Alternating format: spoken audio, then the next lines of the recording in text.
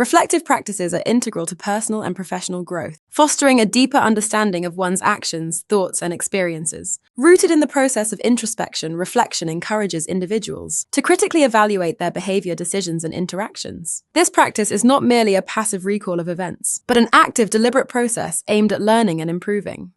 Reflective practices are crucial for fostering personal and professional development by encouraging individuals to critically assess their actions and experiences. This introspective process involves structured models that guide individuals through describing, analyzing, and learning from their own experiences. Remember previously when we said that to be able to fully understand others, one should start from themselves.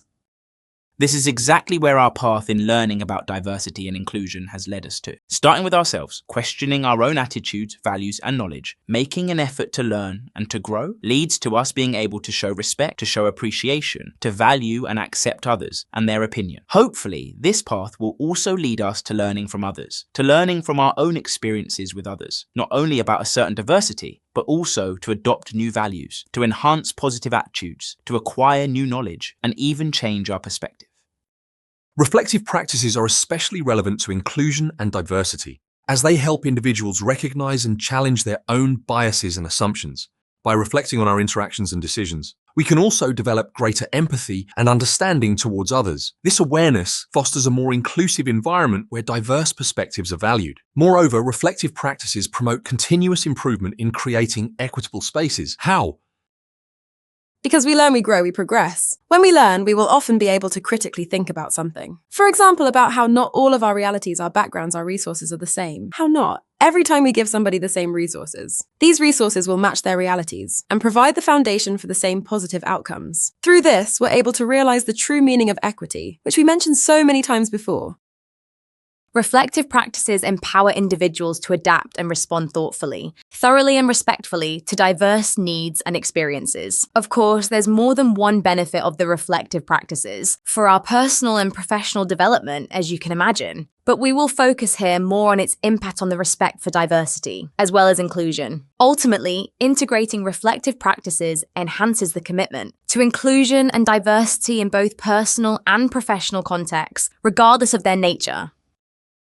So, what would reflective practices be? By now, through some other modules, for sure you have seen the reflection as a concept, and you have been encouraged to engage in this process. Reflection is a process that often appears throughout our life. In professional world, reflection is strongly encouraged and often practiced, even when we're not aware of it. For example, when teachers ask you to reflect on what you've learned, when coach asks you to reflect on a particular game that you played, when a boss talks to you about your performance at work, and so on.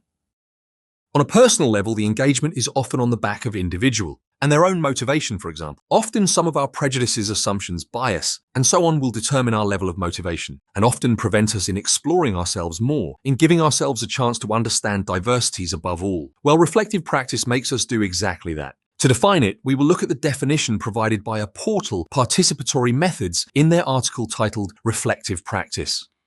Where reflective practices are defined as methods and techniques that help individuals and groups reflect on their experiences and actions in order to engage in a process of continuous learning. Reflective practice enables recognition of the paradigms, assumptions, frameworks, and patterns of thought and behavior that shape our thinking and action. They also state something that is of great significance for this module, and that is that by trying out methods of reflection and personal inquiry, we can nurture greater self-awareness, imagination, and creativity, as well as systemic, non-linear modes of thinking and analysis. We can't stress enough how reflective practices are important, so we will go a bit deeper into that part of this module and try to answer the questions that might be circling your head at this current moment. Let's together explore briefly why you should engage in reflective practices before we try to answer how you can do that. In the article Multicultural Teaching and Learning, Inclusion and Belonging in and Outside the Classroom, on the portal Brandeis Library, a couple of main benefits of reflective practices are the following. You're able to identify the ways that you perceive and process differences. What does that mean? You will get to know yourself. You will be able to identify how, but most importantly, the reason why you perceive and process differences in a particular way. This leads to the second benefit, which is understand how you have been shaped by the world around you, and in turn, how others have been shaped by the world around them. You will understand your perspective and where it comes from. But you will also learn and see how others have their own perspectives. And you will be able to realize that these perspectives also come from somewhere. That they have also as you've been up to a certain point, shaped by the world around them. With this, you're already starting to enhance your understanding. Another benefit is the following. Make sense of the things you do say and believe. Critical thinking, knowledge, understanding. It all raises the chances of making sense of the things you do and say, but also the things you believe. You can see how already the benefits of this concept start to create a better person, don't you? The next is becoming more aware of your perceptions of and interactions with others. You learn, you progress, you grow. That leads you to making sense of your perceptions, becoming aware of it and truly realizing what's positive and what's negative about what is justified or what is unjustified, how they contribute to what your environment is going to be like in the end. Of course, you will thus become more aware of your interactions with others. And the last on the list is better understanding yourself, your motivations and values, and how they impact how you engage with those whose backgrounds differ from your own. Everything previously said leads you here. You're able to better understand yourself. You got to know yourself, if you have been honest, that is, and you will realize the impact of your actions on you as well as others. Now you're capable of thinking not only about your own attitude, but how your actions can often silently generate changes in other people in your environment.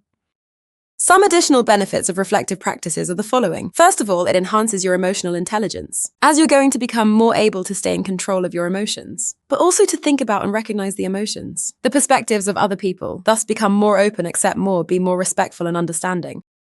Secondly, it can keep you on the road to achieving your goals. This concept can often set you not on the right track, but back on track. Even when we're on the right track, we can sometimes wonder, especially if we're caught up in our studies, in our training or something similar that we don't remember in a particular moment what we wanted to achieve. Taking a moment to reflect will instantly get you back on track.